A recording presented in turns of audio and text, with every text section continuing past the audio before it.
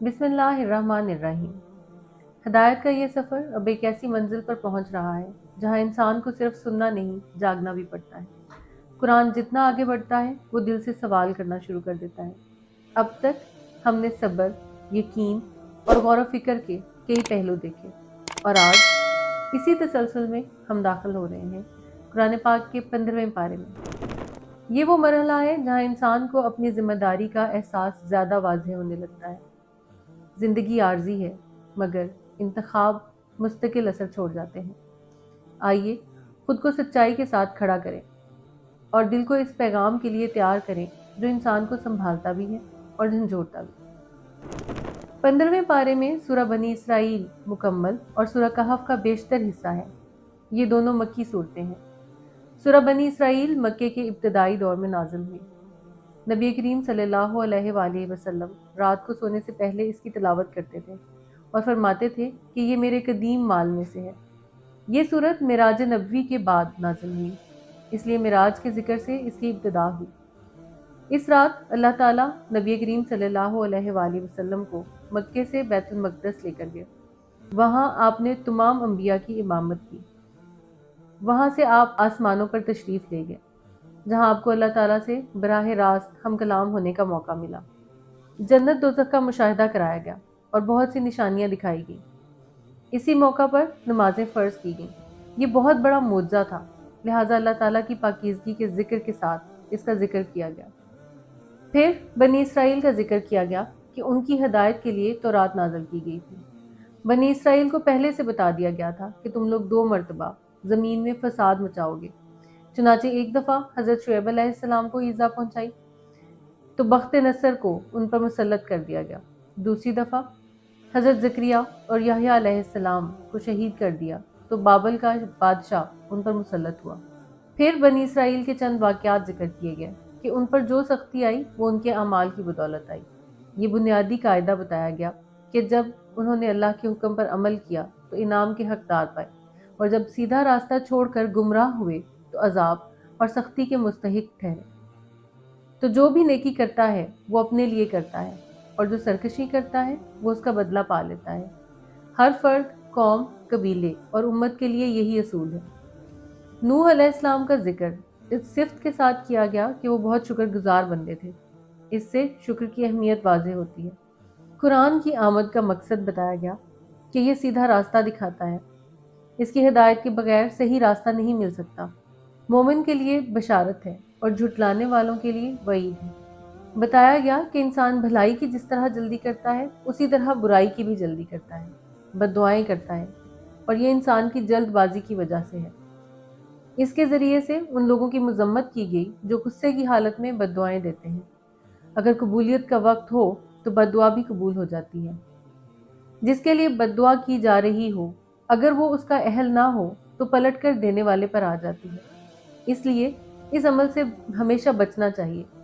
ख़ास तौर पर औलाद को कभी उनकी नाफरमानी पे बद्दुआ नहीं देनी चाहिए।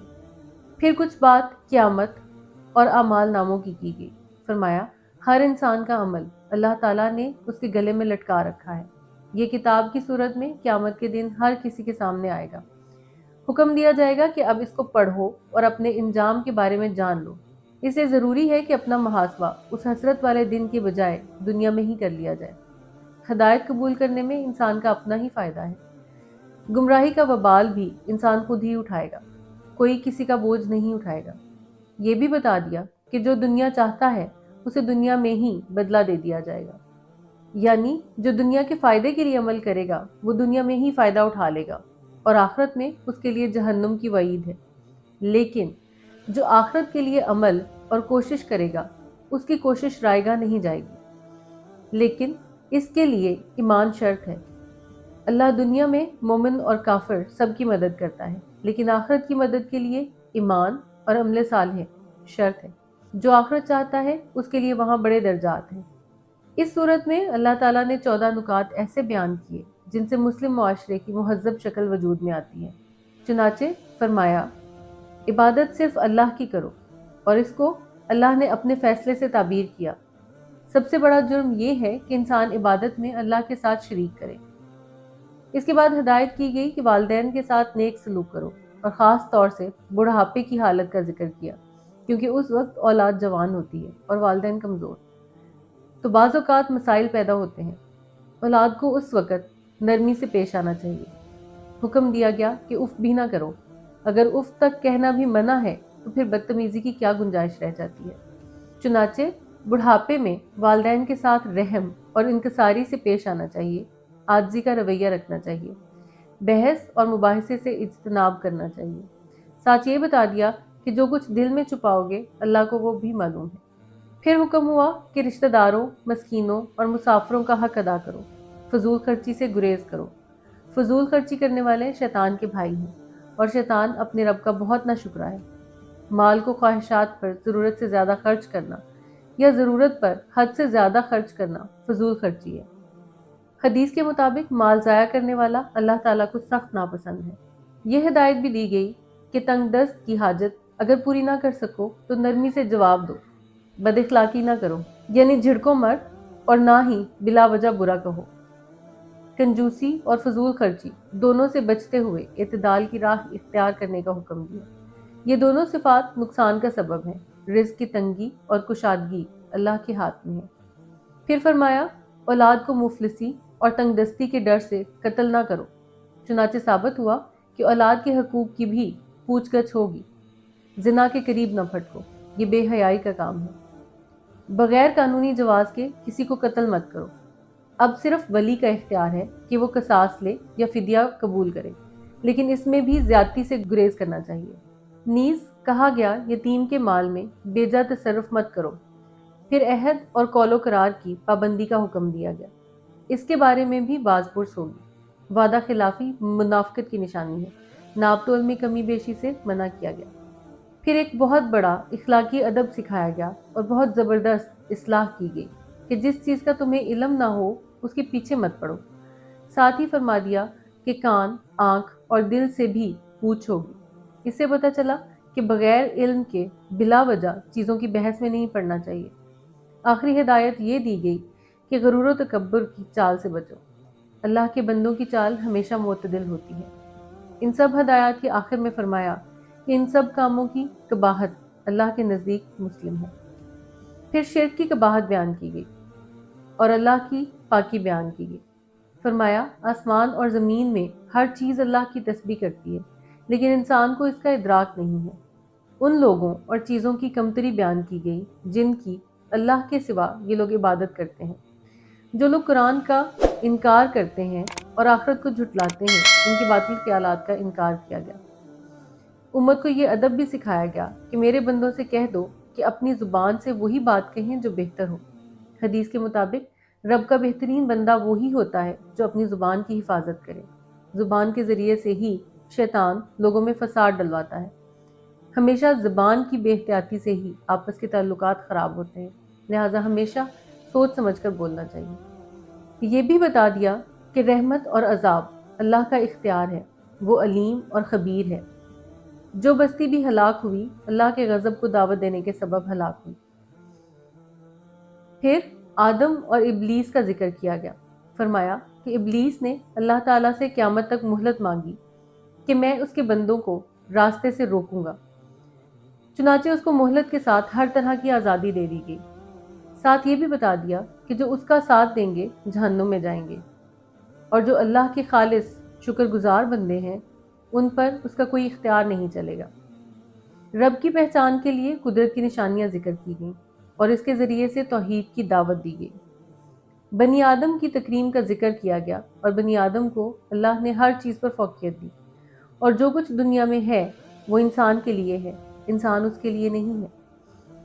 ये भी बता दिया गया कि क़यामत के दिन हर गिरोह अपने पेशवा के साथ आएगा।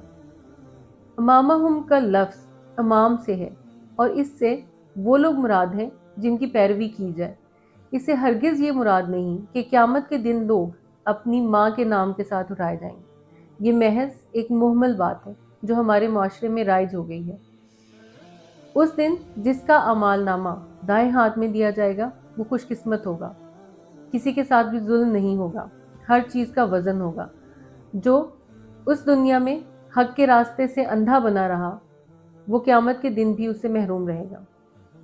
پھر اللہ تعالیٰ نے نبی کریم صلی اللہ علیہ وآلہ وسلم پر اپنا انعام کا ذکر کیا کہ آپ کو دین پر یہ ثابت قدمی اللہ نے عطا کی ہے۔ ثابت ہوا کہ دین پر ثابت قدمی اللہ کی طرف سے ہوتی ہے، انسان کا اس میں کوئی کمال نہیں، لہذا شکر کرنا چاہیے۔ نماز کا حکم ہوا کہ زوال آفتاب سے لے کر رات کے اندھیرے تک نماز کا اہتمام کریں۔ فجر کے وقت قرآن پڑھیں۔ حدیث کے مطابق رات اور دن کے فرشتے فجر کے وقت جمع ہوتے ہیں۔ تہجد کا بھی حکم دیا گیا۔ تہجد کی فرضیت نبی کریم صلی اللہ علیہ وآلہ وسلم کے لیے ہے، امت کے لیے یہ نفل ہے۔ تہجد کی نماز رات کے کسی بھی حصے میں ادا کی جا سکتی ہے، لیکن سنت رات کے آخری پہر میں پڑھنا ہے اور اس کی بہت فضیلت ہے۔ صاف صاف اعلان کر دیا گیا کہ حق آ گیا ہے، باطل مٹ گیا، بے شک باطل مٹنے کے لیے ہی ہے۔ بتایا گیا کہ قرآن میں جو کچھ ہے مومنین کے لیے شفا اور رحمت ہے، کافروں اور ظالموں کے لیے خسارہ ہی خسارہ ہے۔ فرمایا گیا کہ سب انسان و جن مل کر بھی ایسا قرآن نہیں بنا سکتے، اس میں جو ہر چیز تفصیل سے سمجھائی گئی ہے، اس میں ہر چیز تفصیل سے سمجھائی گئی ہے۔ انسان کی بعض صفات ذکر کی گئی کہ اس کو جب نعمت ملتی ہے تو وہ اللہ سے بے وفائی کرتا ہے، جب مشکل آتی ہے تو مایوس ہو جاتا ہے۔ ہر کوئی اپنی سوچ کے مطابق عمل کرتا ہے، اللہ ہی ہدایت یافتہ لوگوں کو جانتا ہے۔ واضح کر دیا کہ انسان کو علم کا بہت تھوڑا حصہ دیا گیا، اس لیے وہ روح کا علم اور اس کا ادراک نہیں کر سکتا۔ بس اتنا جاننا کافی ہے کہ یہ اللہ کا حکم ہے۔ کفار کے نامناسب مطالبات ذکر کیے گئے جو وہ نبی کریم صلی اللہ علیہ وآلہ وسلم سے کیا کرتے تھے، اور فرمایا کہ ان کو بتا دیں کہ میں صرف ایک انسان ہوں اور میرا کام پیغام دینا ہے۔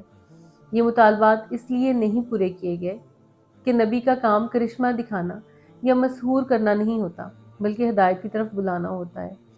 ہدایت اور گمراہی اللہ کی طرف سے ہے، گمراہ کا ٹھکانہ جہنم ہے، جس کی آگ جب بھی بجھنے لگے گی دوبارہ جلا دی جائے گی۔ یہ مصیبت اللہ کی آیات کے انکار کے سبب ہوگی۔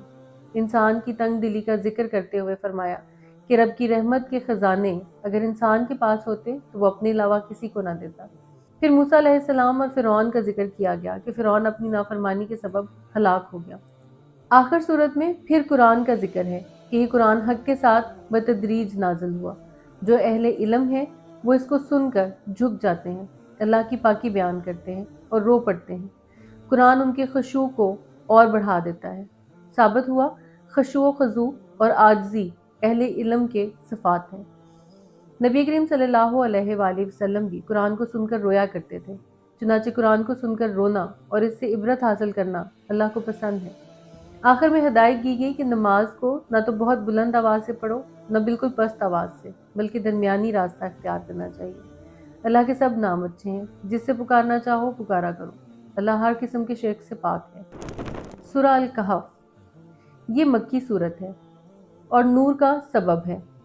حدیث کے مطابق جو شخص جمعہ کے دن سورہ کہف پڑھتا ہے تو وہ اگلے جمعے تک اس کے لیے نور کا سبب بنتی ہے۔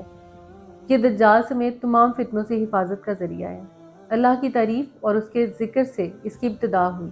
قرآن کے نزول کا مقصد بتایا گیا، یہ بشارت اور وعید کے لیے ہے۔ نیز بتایا کہ زمین اور اس کا تمام مال و متاع امتحان کے لیے پیدا کیا گیا ہے، یہ سب کچھ قیامت کے روز ختم ہو جائے گا۔ صرف اصحاب کہف کا قصہ بیان کیا گیا۔ یہ چند لوگ تھے جو اپنا دین بچانے کے لیے اللہ کے راستے میں ہجرت کر گئے۔ ان لوگوں کو اللہ نے دنیا کے لیے نشانی بنا دیا تھا۔ ان کے قصے سے یہ ثابت ہوا کہ دین کی حفاظت اور فتنے سے بچنے کے لیے ہجرت لازمی ہے۔ خلوص نیت سے نیکی کا ارادہ کیا جائے تو اللہ راستے کھول دیتا ہے۔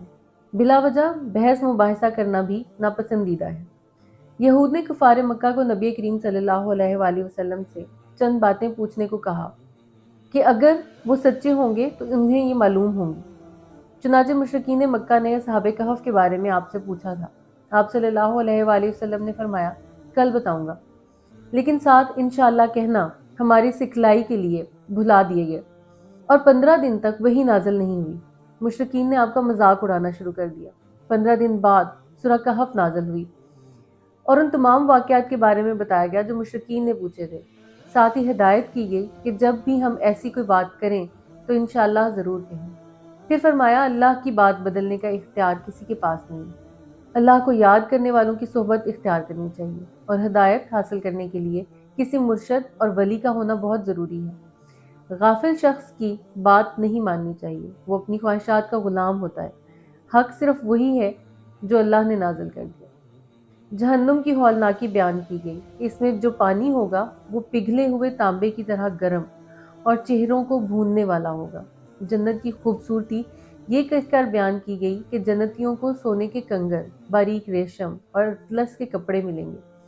وہ یہ پہن کر اونچی مسندوں پر تکیہ لگا کر بیٹھیں گے۔ دنیا کی بے ثباتی اور اللہ کی قدرت کو مثالوں کے ذریعے سے واضح کیا گیا۔ ہر نعمت پر ماشاءاللہ کہنے کی تلقین ہے۔ بتایا گیا کہ یہ مال، دولت اور اولاد زندگی کی رونق ہے، اللہ کے پاس نیک اعمال ہی کام آئیں گے۔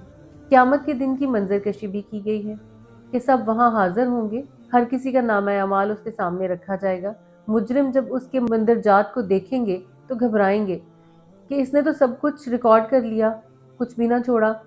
اس سے ثابت ہوتا ہے کہ صغیرہ گناہ بھی لکھے جاتے ہیں۔ آدم علیہ السلام اور ابلیس کے ذکر سے ظالموں کو برے انجام سے ڈرایا گیا۔ بتایا گیا کہ یہ مشرک اور ان کے معبود سب جہنم میں جائیں گے۔ قرآن کا ذکر ہے کہ اس میں طرح طرح کی مثالیں بیان کی گئیں تاکہ لوگ سمجھیں، لیکن لوگ بحث میں پڑ جاتے ہیں۔ جو نہیں مانتے ان کے لیے عذاب ہے۔ چنانچہ حق کو نیچا دکھانے کے لیے ناحق بحث کرنا، دین کے بارے میں بےہودہ مذاق کرنا اور اللہ کی آیات سے کھیلنا کفار کی صفت ہے۔ سب سے بڑا ظالم وہ ہے جو اللہ کی ہدایات سے اور اس کی آیات سے منہ موڑ لے۔ دنیا میں مہلت کا ملنا اللہ کی رحمت کے سبب ہے۔ پھر موسیٰ علیہ السلام اور خضر علیہ السلام کا قصہ ہے جو اگلے پارے تک جاتا ہے۔ اس کے ذریعے سے بتایا گیا کہ کائنات کا نظام اللہ کی حیثیت اور اس کے مصالحے پر قائم ہے۔ اس کا سمجھنا بعض اوقات انسان کے اختیار سے باہر ہوتا ہے، جس کے لیے صابر ہونا لازمی ہے۔ اس قصے کے ذریعے سے علم کی اہمیت اور اس کے حصول کے لیے سفر کرنا بھی ثابت ہے، اور یہ کہ علم کا راستہ بہت صبر طلب ہے۔ یوں قرآن پاک کے 15ویں پارے کا پیغام ہمارے دلوں سے گزرا، یاد دہانی بھی ملی، تنبیہ بھی اور امید بھی۔ قرآن انسان کو ڈراتا نہیں، سنبھالتا ہے، جھنجھوڑتا ہے، مگر راستہ بھی دکھاتا ہے۔ اللہ سے دعا ہے کہ جو شعور ہمیں نصیب ہوا وہ ہماری زندگیوں میں استحکام بن جائے اور ہمارے فیصلوں کو درست سمت دے۔ ہدایت کا یہ سفر ابھی جاری ہے اور اگلی منزل ہمارے سامنے ہے۔ انشاءاللہ اگلی منزل ہے قرآن پاک کا 16واں پارہ۔ ملتے ہیں اسی نورانی سفر کی اگلی روشنی کے ساتھ۔ تب تک کے لیے اللہ حافظ۔